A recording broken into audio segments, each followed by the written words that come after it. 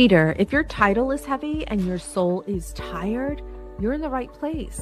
This show is for the burnt out leader who feels spiritually disconnected and trapped in outdated toxic leadership models. Let me help you restore your presence, your peace, and your purpose with grounded strategies and soul-rooted wisdom so you can lead your people with confidence, compassion, and conviction. I am your host and guide, Dr. Denise Simpson. Join me now so we can integrate spirit, science, and strategy.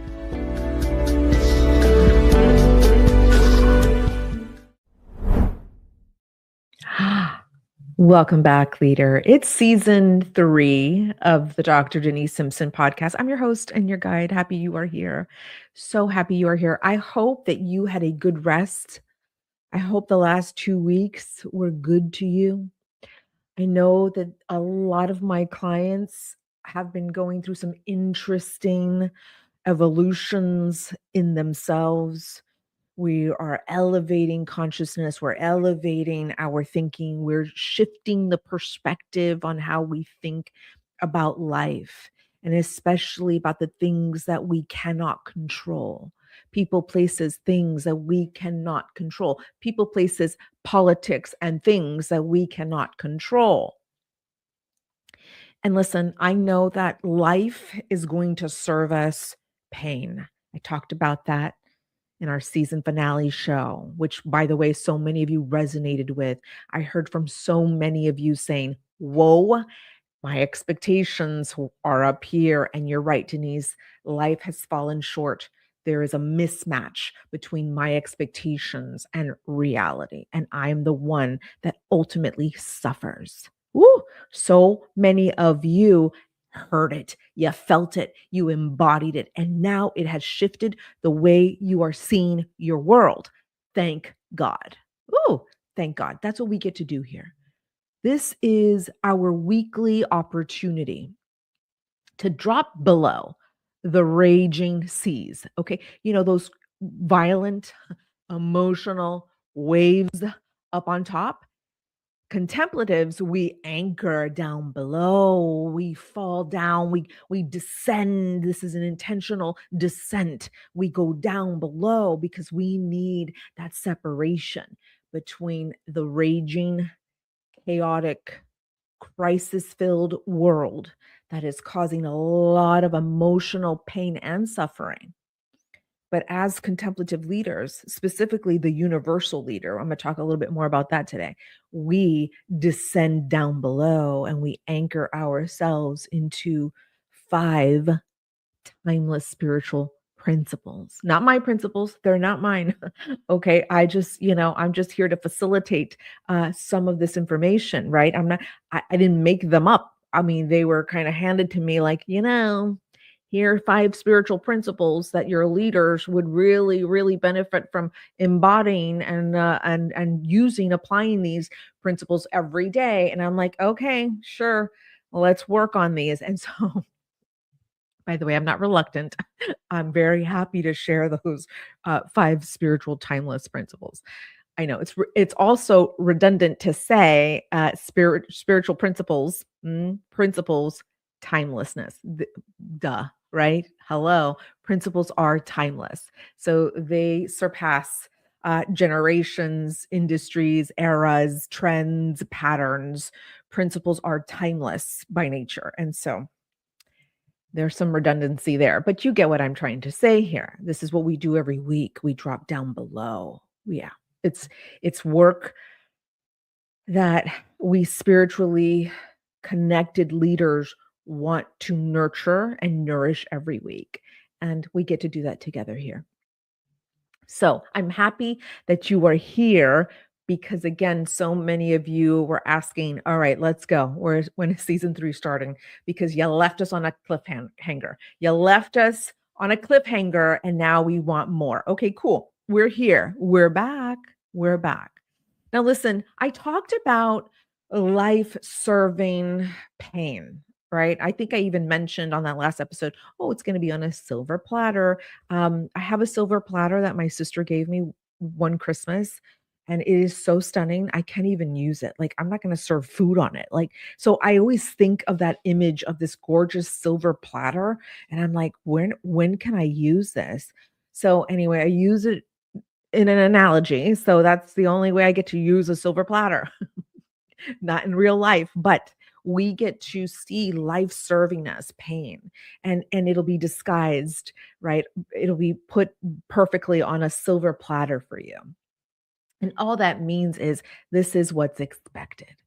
Life will serve us pain, but it's in the suffering. Oh, where we get to have a choice in the matter. We get to have a choice, right? So when life serves you pain, and by the way, my family and I got some interesting platters of pain the last 2 weeks, and it's so interesting because I cut season 2, packaged it, put it to bed, and then God said, "Yeah, so while you're in the waiting for season 3, we've got some interesting news for you and your husband." Oh, yikes. So, listen, it's something I don't want to talk about obviously here in public. My inner circle and my family and my sisters obviously know we are going through some interesting health concerns, and so stay tuned for that.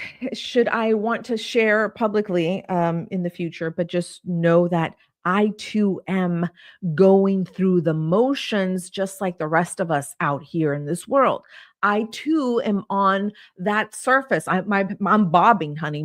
I'm bobbing in and out of that raging ocean surface. So I'm there with you. I'm there with you.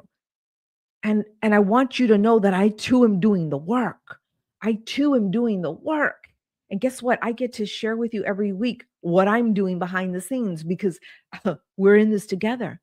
We're leaders. We're not AI. We have emotions, we have feelings, we have trauma we have to resolve, right? And so just know that I'm here with you and you're not alone.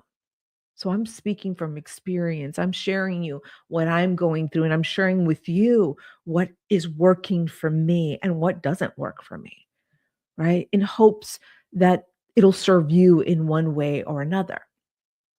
So here I am now, season 3. Here you are now, season 3. And we're going to talk about soul and spirit today. Ooh, this conversation needed to be had. Your soul and spirit. Like, let's talk about these two incredible layers of who you are.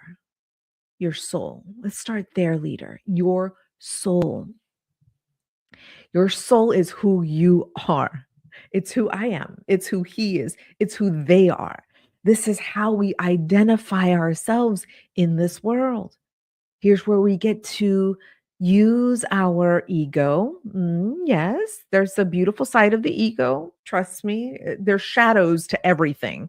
And the ego is, that gives us a big shadow when we're out of alignment. But let me tell you something, there is a healthy part to our ego. This is where we have boundaries. Yeah, this is where we have some pride in our body. It's like, yeah, no, we're not doing that ever again because that's not going to serve me or anybody else. So the ego shows up in its full effect when it is in alignment. But trust me, there is the dark side and the shadows to the ego.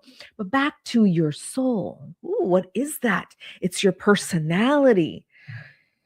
It's all those beautiful things that you believe about yourself. And yes, of course, the shadows in our personality as well. It's everything.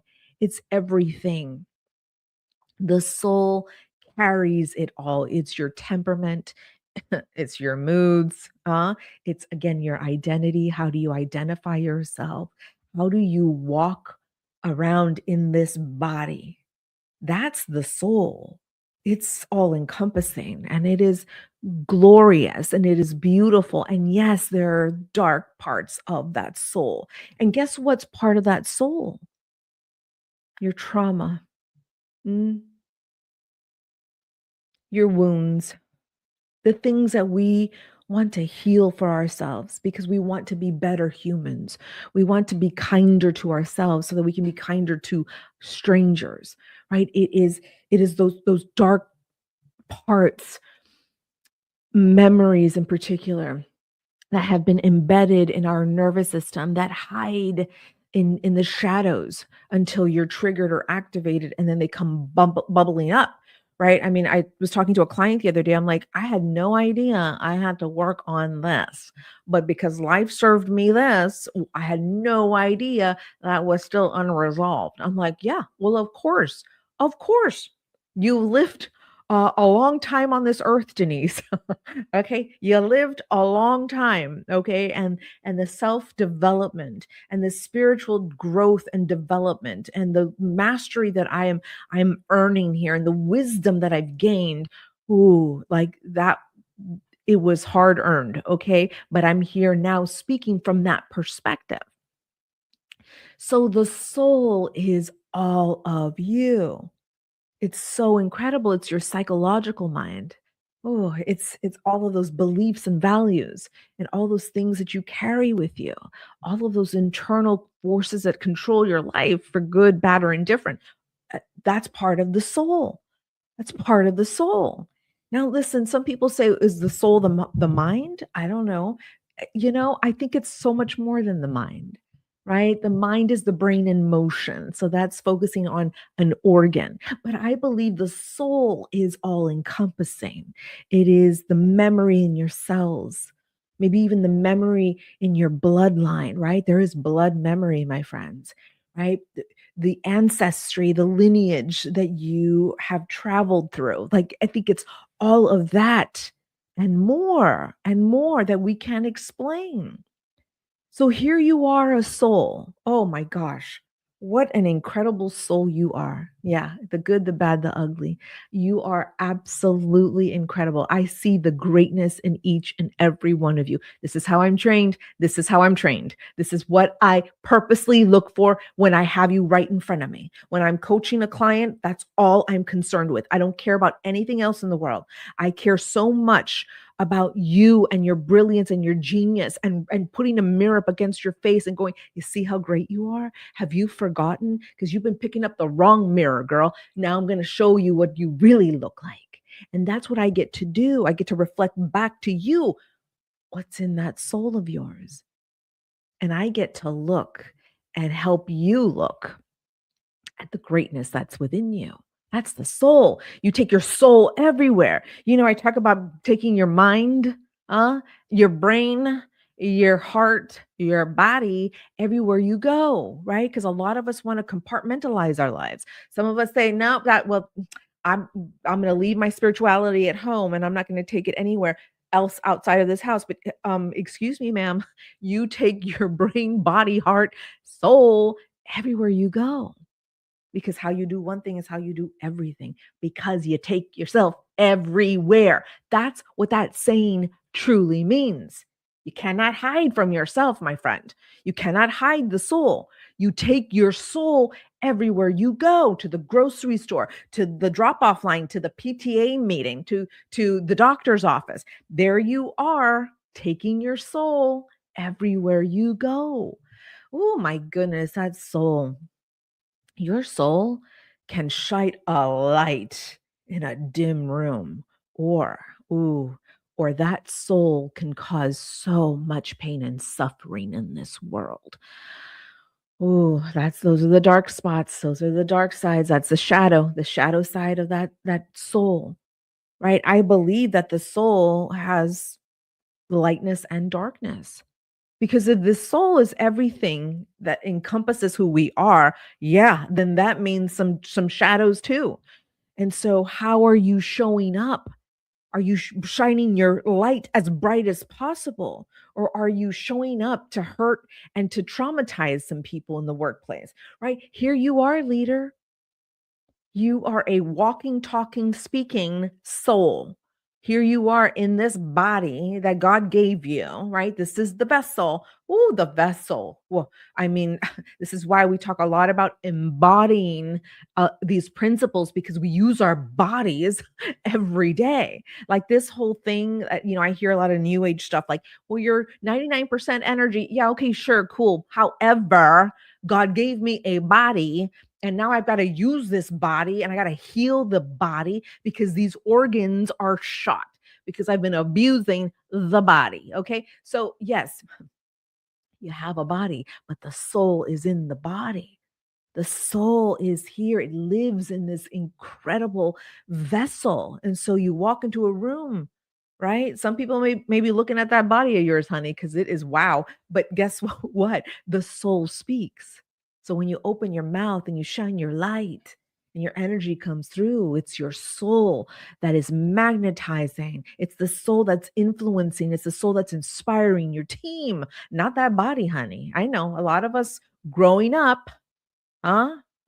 Said, use your body. It's a weapon. Leverage it. Oh my gosh, I can write a whole book about that bullshit. Let me tell you something. I mistreated my body. I was unkind to my body for so many years. It really wasn't until recently, when I had my health scare, in my early 40s, I'm like, oh, whoa, I've been abusing this body on purpose. Like, what? Was this on purpose? Was this unconscious? Denise, good morning. Wake up because it's time to do something about it. Oh, let me tell you, the body, the body. We'll talk more about the body later. Right now, we're talking about the soul that encompasses all of you.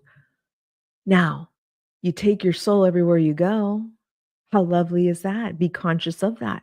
So when you're walking into the boardroom today, what are you showing? How are you presenting that soul? Are you showing up in your trauma? Are you showing up in your fracturedness, your fragmentedness? Are you showing up in your wholeness, in your most integrated self? How are you showing up? How is this soul showing up? That's question number one for you. Question number one for you is, okay, now I get to see how I show up in these circumstances. So when you're going to meet your ex-spouse to drop off the kid, how are you showing up? A little upset, a little hurt, a little traumatized, a little bitter. Okay. Work on that soul, my friend. The soul is what we came to work on. Huh? Are you showing up in that doctor's office pissed off as hell because you thought this was unfair? This diagnosis was unfair? Huh? And you're blaming the doctor, you're trying to blame someone that's outside of you instead of taking responsibility for the body you were given and how you treated the body, right? So how is the soul showing up in that circumstance? Huh? Listen, when I show up at the local HEB, my soul is like, it's nasty. My soul does not like to go into a grocery store. Love HEB, Texans. I love HEB. However, whoa, the people in there are in a hurry. Some are unkind. The employees are great, by the way, but the customers in there can get a little, testy.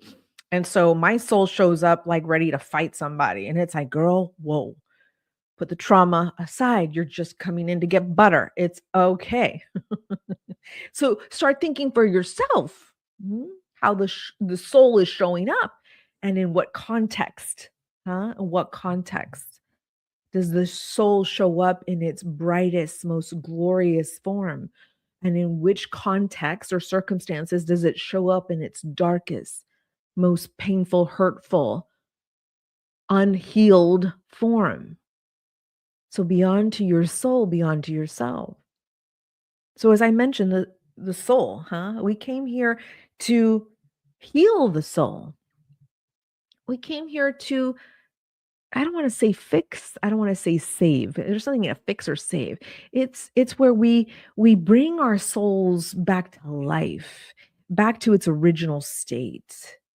Because now we talk about the spirit, because the spirit put that soul in your body, in this very specific body.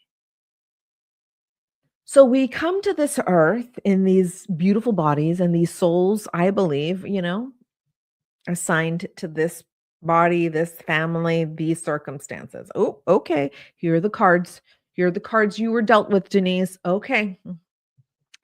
How's that soul going to develop through all these circumstances? Ooh, I don't know, God, because yikes, you gave me a bad hand. Okay. You gave me a bad hand. Now what do I do with this?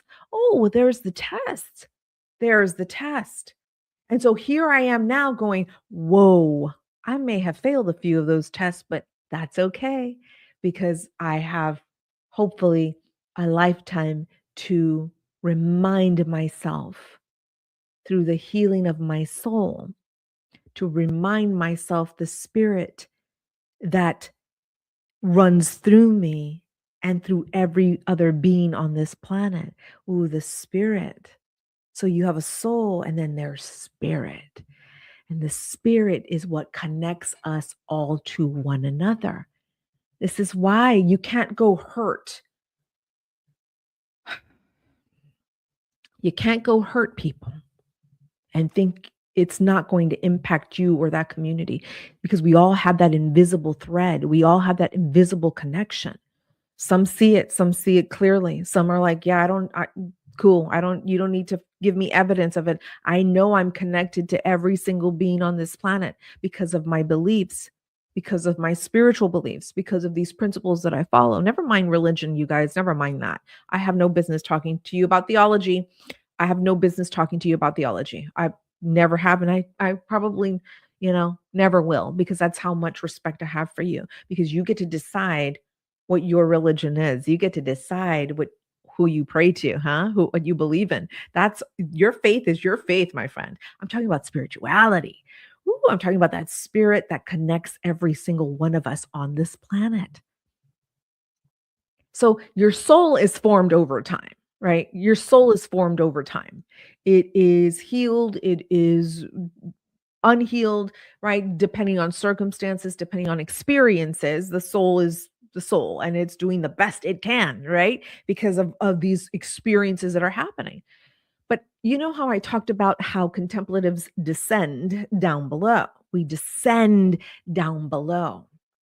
Because up here on top, ooh, right? That's where the soul is being banged around.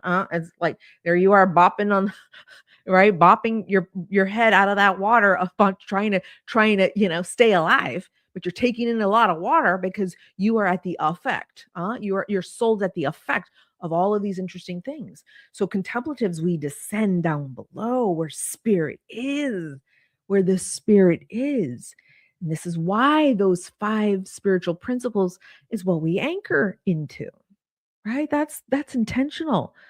The spirit is the God force that lives within you. God, higher power, universal spirit, divine intelligence, whatever you want to name it, call it, whatever. Claim it though. Claim it. Right? So for me, I claim God force. That's the spirit, right? That I have no need to heal that. No need to touch that. That's just perfect. It is absolute perfection. That is none of my business. That's the life force that lives in me, works through me and through you. So that's the connection that we're having right now on this podcast episode. I have a soul, you have a soul, but spirit is what is connecting each and every one of us. Feel that for yourself right now.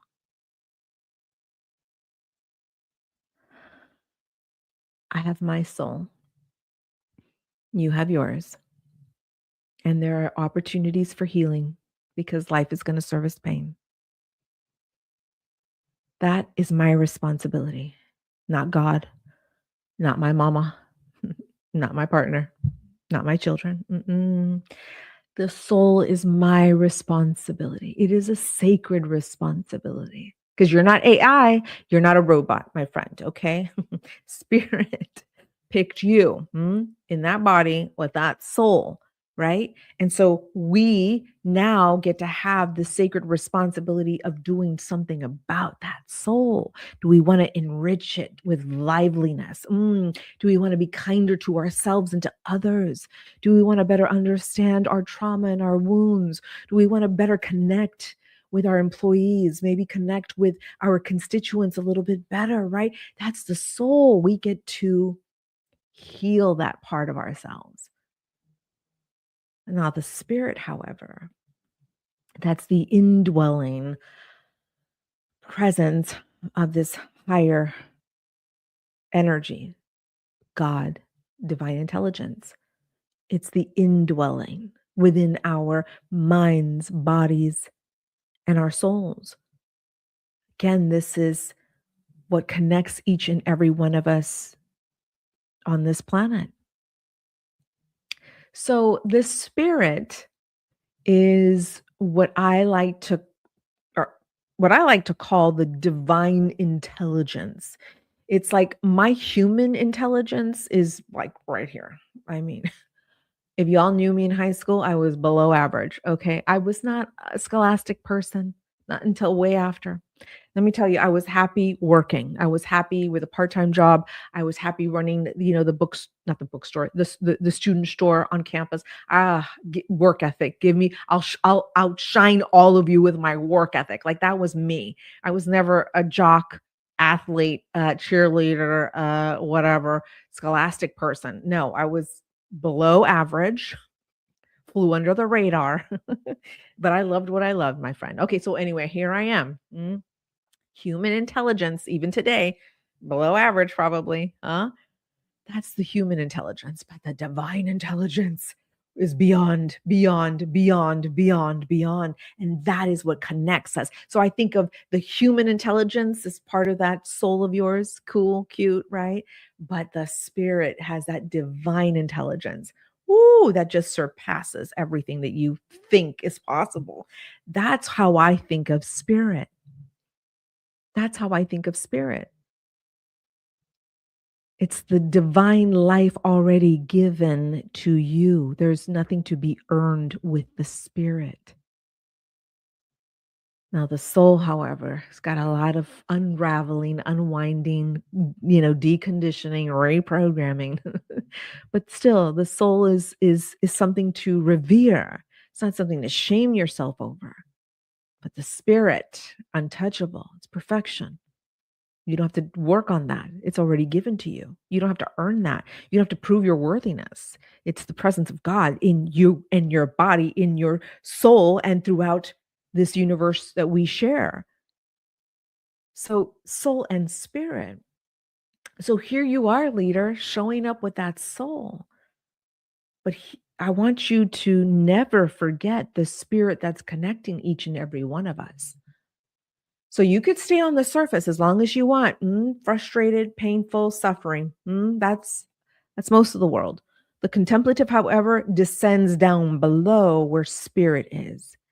Because the contemplative knows if I stay up here too long, without recalibrating, without realigning, without re-anchoring myself, I'm gonna be in trouble. I'm gonna be in trouble. And this is what I offer you every single week is an opportunity to descend down below is, where spirit is loud and clear. And you don't have to, outperform, people please. You don't have to show your worthiness down below. It's given. It's there. It's now for you. It's now what do you get to decide? Do you get to decide to stay on that surface, raging with the rest of the world, or do you decide on plummeting down below with me? And that's the spirit. That's what we want to remember. We want to remember that there is a spirit that is moving, orchestrating all of these incredible people, places, things in our lives. It's the spirit, my friend, that you don't have to earn trust. You don't have to earn, by showing your worthiness. No, it is yours. It is there. And you just need to remember it because we have forgotten, because we've been on that surface far too long. And it's time to remember the spirit that runs through us, flows through us, and connects every single one of us out here. So the next time you show up in your business, your nonprofit, in your organization, or in your community, because you hold office, don't you ever forget that the soul is what we are responsible for healing. But spirit, let the spirit run through you, my friend, because you don't have to earn the presence of God that's running through you. It's there. So don't forget those incredible followers, stakeholders that you influence every day. Use your soul to heal yourself, to be able to be a better, greater, masterful leader. But then also don't forget that the spirit is what's connecting each and every one of us. So spirit and soul of a contemplative leader is what I want for you to keep at the forefront of your mind as you're moving through the rest of this week.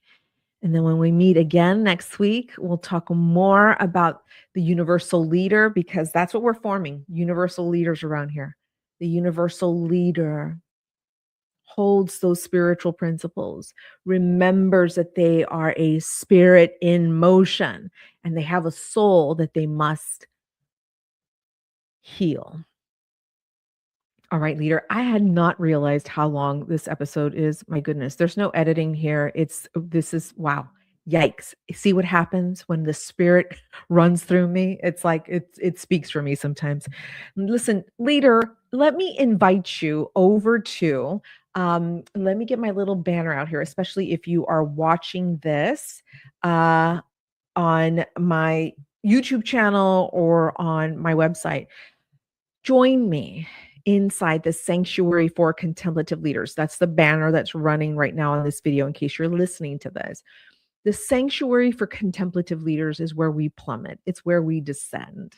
Because when we descend, we spend some time in these principles, but then we ascend back to the top of that surface of the ocean. So we plummet down below, we anchor ourselves, but we have to go back up, my friend.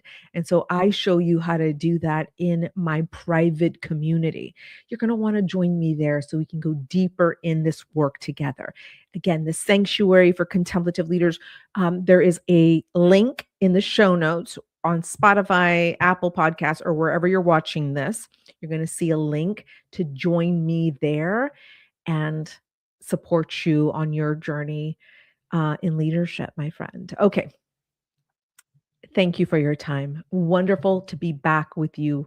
And I'm looking forward to serving you on the next podcast episode. Take very good care, leader. I'll see you inside the sanctuary.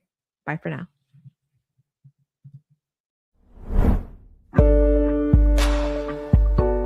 Hey, before you go, if today's episode served you, please consider subscribing or even leaving a review. Or you can share this with a leader who is desperate to find peace right now. Now, if you're craving a deeper refuge, somewhere where you can return to the stillness, I created a sacred space. It's called the Sanctuary. Here is where you can reconnect to your divine assignment. Thanks again for listening today, leader. Until next time, take very good care. Bye for now.